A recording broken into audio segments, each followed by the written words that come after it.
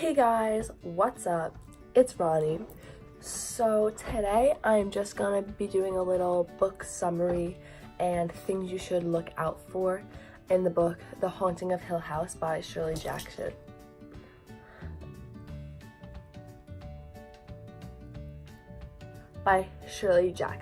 So starting off, the main character in this book and the narrator is a young girl named Eleanor, and she is invited to stay in a haunted house by Dr. Montague. Now there are 3 other people living in the house along with Dr. Montague and Eleanor, and their names are Theodora, Luke, and Mrs. Dudley. Dr. Montague is in fact a researcher who is trying to write a paper talking about the supernatural and explaining it. Eleanor and Theodora become friends, and being as adventurous as they are, they decide to explore the outside and inside of the house. This is when it starts to get a little sketch.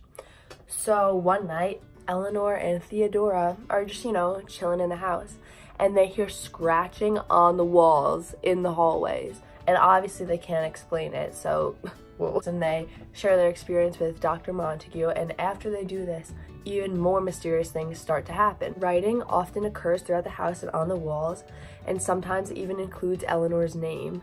After this happens, Dr. Montague and his wife try to communicate with the ghosts who are supposedly in the house. Obviously, after all this happens, everyone living in the house wanted to leave because they couldn't explain what was going on.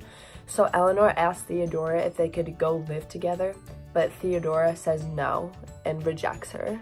Obviously, this hurts Eleanor's feelings, so she found herself in like a high watchtower thing outside of the house, and she almost killed herself. Realizing that Eleanor clearly is unstable, Dr. Montague decides that it would be best for everyone to send her home. Then Eleanor decides to throw a little curveball, let me tell you. She pulls the little sad card, and she reveals to Dr. Montague that she has nowhere to go. So she makes the not very smart decision and returns to Hill House. On her way back, the car Eleanor was in crashed into a tree, and there goes Eleanor because she died. Now, that's a general summary of the book, but what you should really pay attention to is how the author, Shirley Jackson, chose to write the book in the perspective of Eleanor. She stole the car that she co-owned with her sister in order to get to Hill House. That she lied to the people who were at Hill House about where she lived. And she is also mentally insane, or she could be, it depends on how you think about it. And some people may detect that maybe her thoughts aren't as reliable as they should be. This is because if Eleanor is in fact insane, then obviously she's not a reliable narrator to tell a story.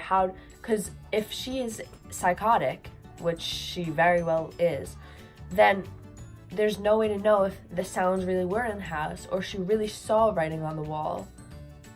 There's also some hints in the book where she'll be having a conversation with a character that is well known, and the responses of that character don't sound normal, if that makes sense. So you could infer that what's going on is all in Eleanor's head. Now, because of Eleanor's psychotic ways, it becomes apparent towards the end of the book that Eleanor could in fact be the one who was haunting Hill House, or the house could have been possessing her in some way. So overall, I would say this book isn't as much as like a horror book. It definitely messes with your mind a little bit. So overall, I would say this book was so good. I love how the fact that it was an unreliable narrator really brought a different aspect to the book than usual, because usually in books, I feel like people count on the narrator to just tell them what's happening and what's going on through their eyes, but in this case, you're not sure that what she's seeing is actually what's happening. So yeah, that's the end of this book review. Hope you guys liked it. I definitely recommend reading The Haunting of Hill House. Make sure to go check out Stephanie Lane's book review. It's pretty good. Like, comment, subscribe. Thanks for watching. Bye.